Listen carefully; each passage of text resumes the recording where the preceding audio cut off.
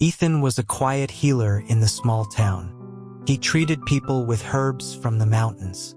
One day, he found a man bleeding in the woods. This stranger was large and covered in wounds. The cuts were deep and frighteningly numerous. Ethan struggled to carry him back home. The man's weight was a heavy burden. Back in his cabin, Ethan cleaned the wounds. He carefully applied a healing salve. He discovered a rib was also broken. The man remained unconscious for 3 days. Ethan fed him broth and medicine. Finally, the man's eyes opened. He looked around with sharp suspicion. He asked who Ethan was. Ethan used his hands to explain. The man's brow furrowed in confusion. He did not understand the signs. He quietly realized Ethan was mute. He then asked if Ethan had saved him. Ethan nodded with force. The man introduced himself as Cole. He offered his gratitude, then winced in pain. Ethan moved to change his bandages. Cole flinched, pulling away from the touch. Ethan showed him the bottle of antiseptic. He made a gesture of applying it. Cole understood and relaxed his body. The wounds were already starting to heal. A short time later, Cole's stomach rumbled loudly. He looked away with some embarrassment. He stated that he was hungry. Ethan had only given him thin soup. Hunger was a natural sign of recovery. Cole's appetite, however, was immense. He ate 6 large biscuits in one sitting. It was double a normal person's meal. Ethan thought he must be starved. He later learned this was Cole's usual portion. Cole asked where his clothes had gone. Ethan explained on a small slate. The old clothes were bloody and torn beyond repair. He offered Cole a set of his own clothes. Cole was tall and built with solid muscle. Ethan's clothing was much too small for him. A shirt tore as Cole tried it on. Cole looked at the torn fabric thoughtfully. He asked for a needle and some thread. Ethan watched with surprise. Cole expertly altered the shirt to fit him. He explained his mother had died young. His father was not a man who mended things, so he had learned to sew for himself. The next day was sunny and warm. Ethan laid his herbs out in the yard to dry.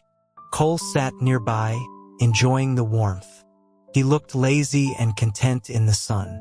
Leo, Ethan's apprentice, soon arrived.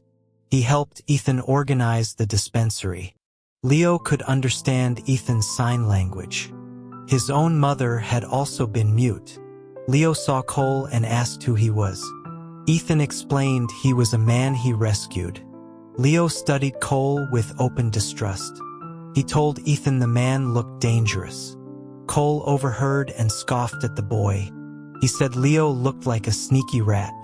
The insult made Leo's face flush with anger. He warned Ethan about inviting a wolf inside. Cole told Leo to get lost. The boy clenched his fists, ready to fight. Ethan quickly moved between the two men. He gestured for Leo to remain calm. The apprentice was too angry to listen. Ethan had to physically block his path. Cole lay back, amused by the scene. He taunted Leo for wanting to fight an injured man. Ethan shot Cole an angry look. He signed for him to please be quiet. Ethan pulled Leo aside for a private talk. He promised Cole would leave once healed. He asked Leo to be patient. After some calming words, Leo relaxed. He whispered that Cole was still suspicious. He urged Ethan to be very careful. Ethan nodded but did not share his worry. He believed Cole was not a bad person. Leo gave Cole a final dirty look. He then went to work with the drying herbs. People from the town started to arrive. Ethan treated each patient with quiet focus. He took their pulse and wrote prescriptions. At noon, the last patient left. Ethan prepared to make their lunch. Cole eyed the simple vegetables on the table. He sighed deeply and called Ethan mute. He often used the nickname instead of his name. He complained about the lack of meat. Ethan pointed to Cole's healing wounds. He shook his head, signing about rich foods. Cole understood but looked miserable. He argued that he needed meat to recover his strength. Ethan considered their recent bland meals. He finally agreed to buy some meat soon. Cole felt bad for getting free room and board. He insisted on washing the dishes. Ethan let him, taking a moment to read a medical text. A crash suddenly echoed from the kitchen. Ethan rushed in to see what happened. Cole was picking up pieces of a broken bowl. He said it slipped from his hands. Ethan sighed at the man's clumsiness. He took over washing the remaining dishes. He did not want to lose any more bowls. Later, Cole wandered through the small yard. He picked up a dried root and sniffed it. He asked Ethan what it was. Ethan pointed to a page in his book. It was licorice root, a harmonizing herb.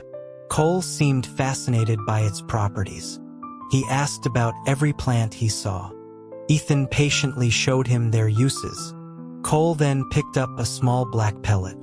He smelled it, then popped it into his mouth. Ethan tried to stop him, but it was too late. Cole chewed twice before spitting it out. The taste was incredibly bitter. Ethan kept the pellet's origin a secret. He did not want to spoil Cole's appetite. Cole asked why Ethan was smiling. Ethan just pointed at two wrestling cats. Cole was a surprisingly fast learner. Ethan taught him sign language. Soon they could communicate with ease. That night, Cole prepared a hot bath. His wounds were healed enough for washing. He called for Ethan to come scrub his back. He was quite shameless in his requests. Ethan finished his chores and went to help. He picked up a cloth for the task. Cole relaxed with his arms on the tub's edge. His bare back showed powerful muscles. Ethan poked at his bicep curiously. Cole opened his eyes. He asked if Ethan wanted to touch. Ethan quickly shook his head. Feeling shy, Cole just chuckled at his reaction. He took Ethan's hand and placed it on his chest. The muscle was firm and warm. The feeling was surprisingly pleasant. Ethan pulled his hand back quickly. Cole teased him for being shy like a girl. He said there was more hot water. He suggested Ethan should also take a bath. Ethan agreed with a simple nod. Cole then insisted on scrubbing Ethan's back.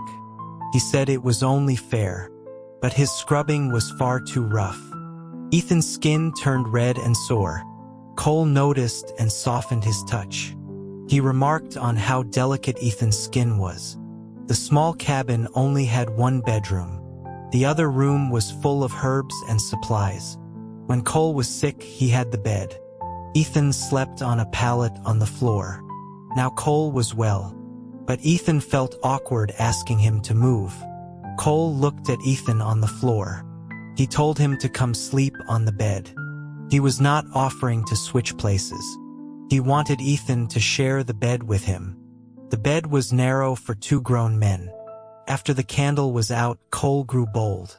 His hand rested on Ethan's slim waist. He whispered about how lean he was. Then his hand moved lower.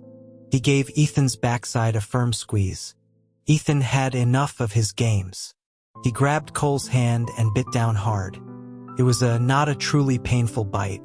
Cole asked if he was angry. He promised not to touch him anymore. He scooted over, giving Ethan more space. The next morning, trouble came to the clinic. A group of rough men burst into the yard. They kicked over a rack of drying herbs. Their leader grabbed Ethan by his collar. He demanded to know if he was the doctor. Ethan could only nod. The man yelled at him to speak. People seeking treatment quickly scattered. They did not want to be involved. Leo bravely shouted for the man to let Ethan go. Ethan struggled against the man's grip. The man shoved him hard. Ethan fell to the ground. His chest ached from the impact. His palm was scraped raw on the gravel. The man sneered when he realized Ethan was mute. His friends joined in the cruel laughter. They mocked him for being a silent doctor. Ethan's fists clenched in silent rage. Leo rushed forward to defend him. He was easily knocked to the ground. Just then, Cole returned from the market. He saw the mess and the two on the ground. He calmly set his groceries aside. Then he moved with blinding speed. He knocked the leader down with one punch. The other men charged him all at once. Cole fought them all without a weapon. Soon they were all groaning on the ground. To Cole, it seemed as easy as swatting flies. Leo cheered for his unexpected skill. Cole planted his foot on the leader's chest. His voice was cold and dangerous. He asked how they would pay for the damages. The man shakily offered a silver coin. He promised never to bother Ethan again. Cole told them to leave. He warned he would break their legs next time. The men scrambled away in fear. Leo looked at Cole with new admiration. He admitted that Cole was very strong. Cole just grunted that he was stronger than Leo. He then walked over to Ethan. His voice softened with concern. He asked if Ethan was all right. Ethan shook his head. Leo explained what had happened. A rival doctor was jealous of Ethan's success. He had hired the thugs to scare him off. They cleaned up the scattered herbs. Ethan sent Leo home for the day. His chest still throbbed with pain. He rubbed the sore spot. Cole noticed his pained expression. He gently pulled open Ethan's shirt. A large, dark bruise was already forming. Cole's face hardened with anger. He said he had been too easy on them. He found some liniment. He applied it to the bruise with great care. The process was painful.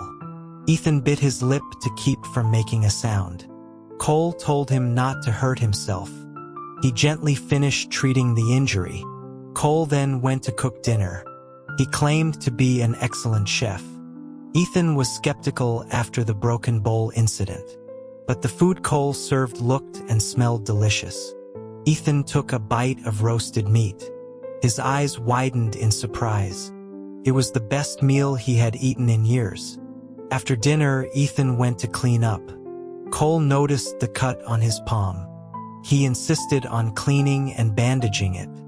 He gently scolded Ethan for not speaking up.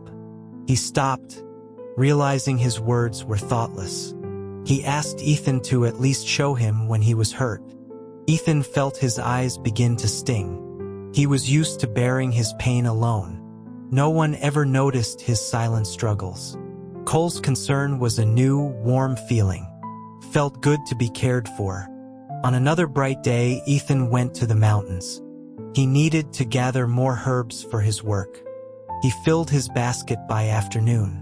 On the way down, he fell into a deep pit.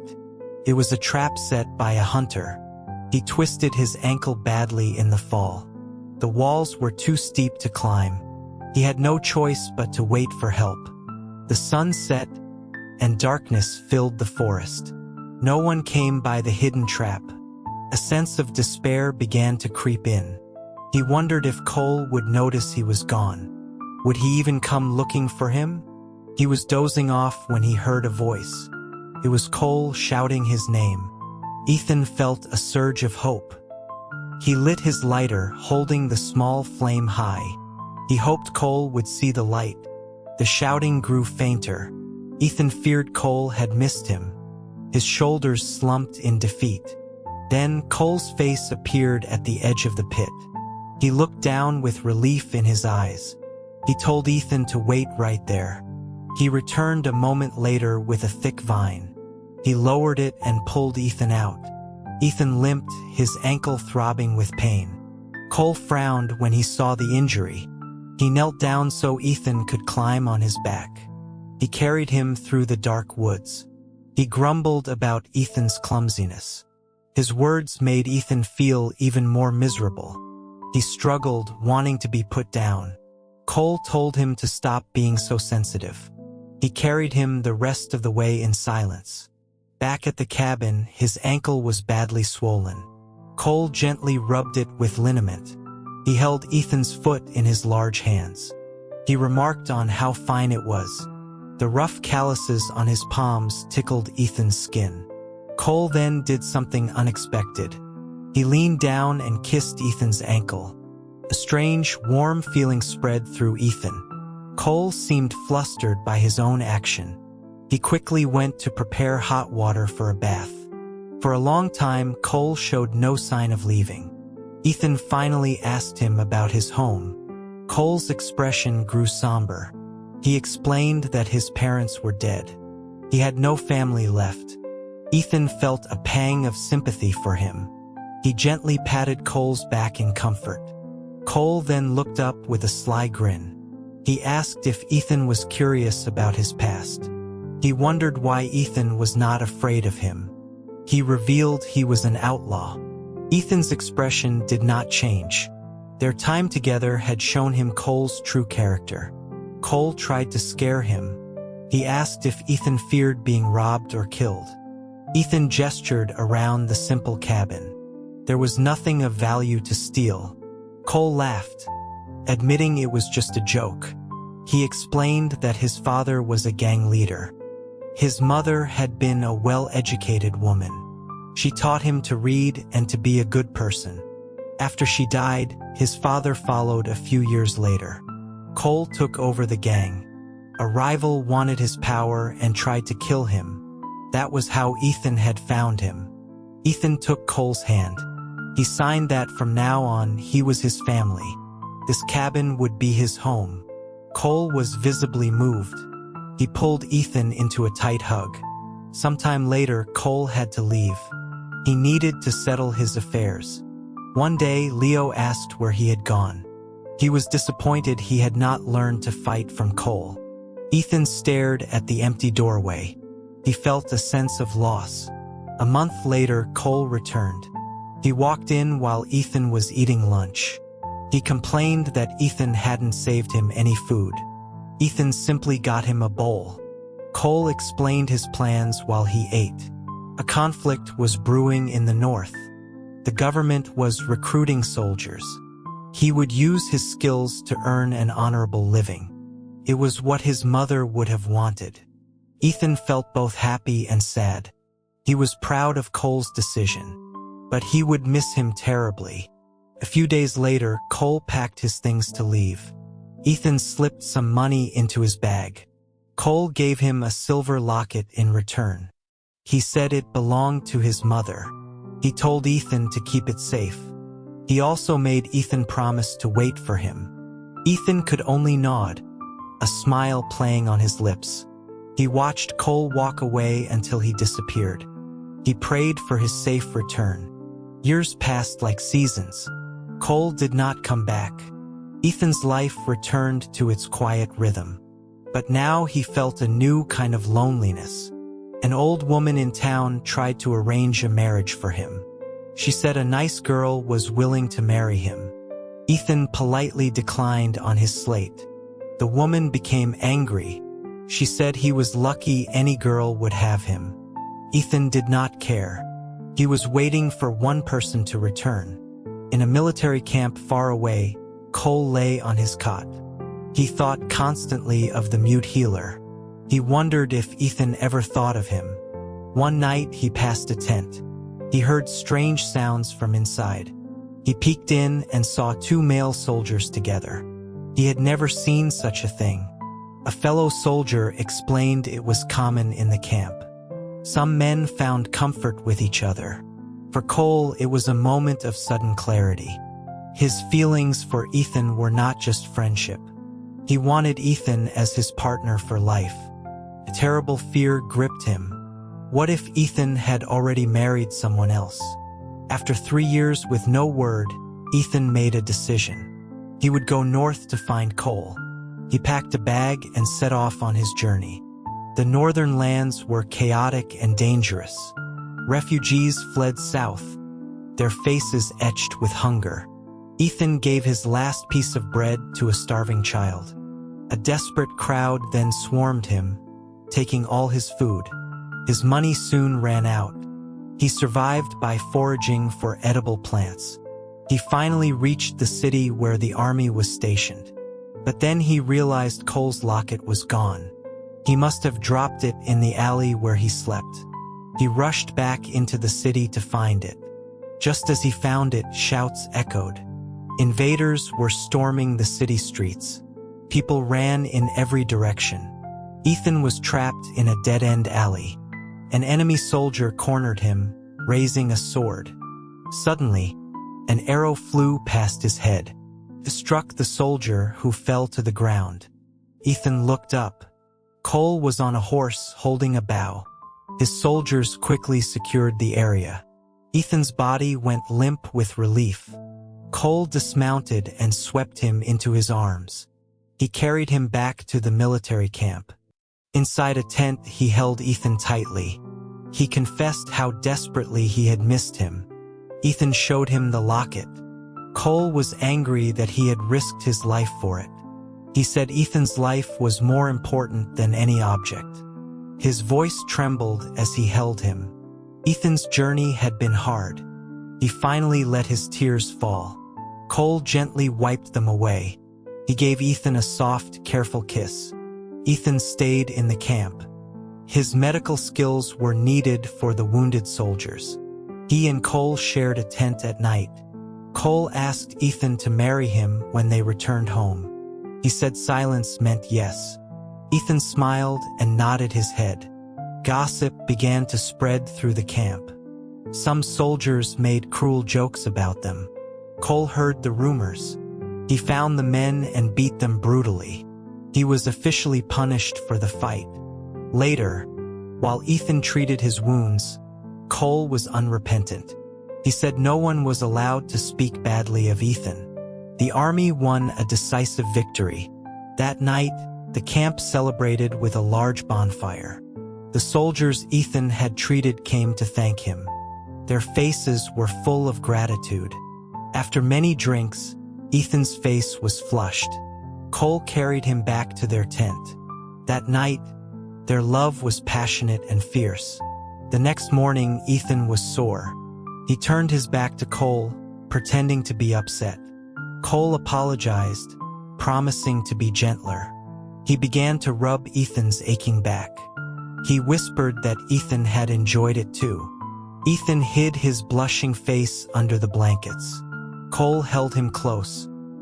He confessed his love, a feeling he had not understood for years. He promised they would never be apart again. He would buy a house in the city. He would open a proper clinic for Ethan. They would build a new life together.